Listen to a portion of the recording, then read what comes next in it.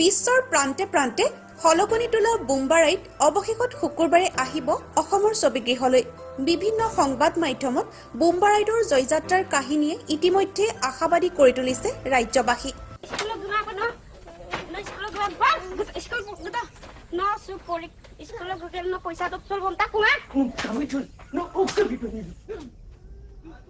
লকডাউনৰ পাছতে যি দুৰ্যোগৰ সময় আছিল সেই সময়তে বীজ ৰোপণ হৈছিল বোম্বাৰাইডৰ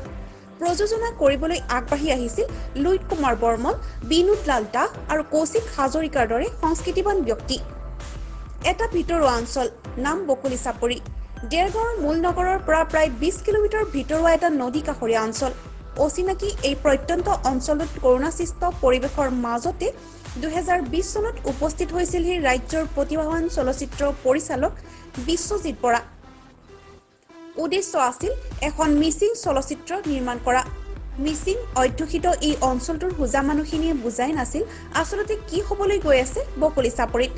সমস্যাৰে জৰ্জৰিত এই অঞ্চলটোত দেৰগাঁৱৰ এগৰাকী যুৱ শিল্পী কুমুদ বৰাৰ প্ৰচেষ্টাত অৱশেষত চিত্ৰগ্ৰহণত সহযোগ কৰিবলৈ মান্তি হ'ল গাঁওবাসী আৰম্ভ হ'ল বোম্বাৰাইডৰ চিত্ৰগ্ৰহণ পৰিচালকে বিচাৰি আনিলে এনে কিছু অভিনেতা অভিনেত্ৰী যিসকলে চিনেমাটোৰ দূৰৰে কথা ভাওনাৰ লগতো কোনো ধৰণৰ সম্পৰ্ক নাছিল নিজৰ দক্ষতাৰে কম সময়ৰ ভিতৰত প্ৰতিগৰাকীকে বিশ্বজিৎ বৰাই প্ৰশিক্ষণ দি সম্পূৰ্ণ কৰিলে চিত্ৰগ্ৰহণ মুখ্য চৰিত্ৰ বোম্বাৰ বাবে দেৰগাঁৱৰ ভিতৰুৱা বৰমুকলিৰ পৰা বিচাৰি আনিলে ইন্দ্ৰজিৎ পেগু নামৰ চঞ্চল কিশোৰজনক মিচিং সমাজৰ বাবে কিবা এটা ইতিবাচক কৰাৰ বিশ্বজিৎ বৰাৰ পোখা মেলা সপোনটো অৱশেষত বাস্তৱায়িত হ'ল 15 দিনীয়া চিত্ৰগ্ৰহণৰ কাম সমাপ্ত কৰি উভতি গ'ল দলটো সময় আগবাঢ়িল আৰু আজি বোম্বাৰাইড নামৰ সেই মিচিং ভাষাৰ চলচ্চিত্ৰখন ক'ত পালেগৈ সেয়া নতুনকৈ নকলেও হ'ব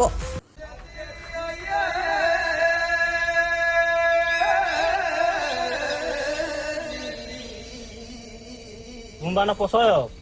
No bol school bo gula botan tani pe bat pe lagi ya pe. Tala master de kindang ne. Bol school bo nok ta to ke mobina school nok ta to ke বিশ্বৰ প্ৰেক্ষাপটত জিলিকিল বোম্বাক অৰ্থাৎ ইন্দ্ৰজিৎ পেগু এতিয়া হৈ পৰিছে সকলোৰে নয়নৰ মণি বিশ্বৰ দৰবাৰত বোম্বাৰাইড জিলিকি উঠাৰ পাছত শুকুৰবাৰৰ পৰা ৰাজ্যৰ চিত্ৰগৃহত মুক্তি পাব বোম্বাৰাইডে সকলোৰে আশা মৰমেৰে বোম্বাৰাইডক আকোৱালি ল'ব অসমবাসীয়ে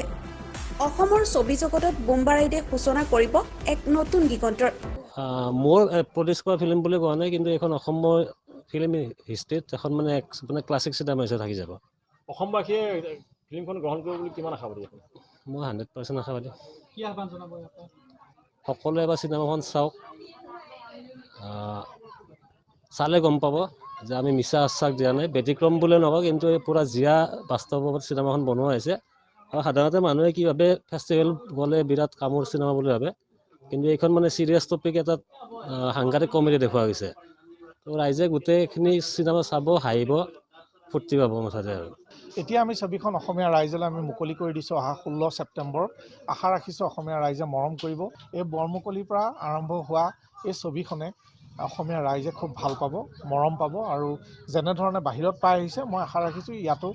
অসমৰ দৰ্শকে ছবিখন ভাল পাব বুলি মই আশা ৰাখিছোঁ জনপ্ৰিয় বলিষ্ঠ পৰিচালক বিশ্বজিৎ বৰাৰ বোম্বাৰাইড চিনেমাখন অহা 16 ছেপ্টেম্বৰত অসমীয়া ছবিগৃহত মুকলি কৰা হ'ব অসমীয়া ৰাইজলৈ মই আহ্বান জনাইছোঁ অহা 16 ছেপ্টেম্বৰৰ পৰা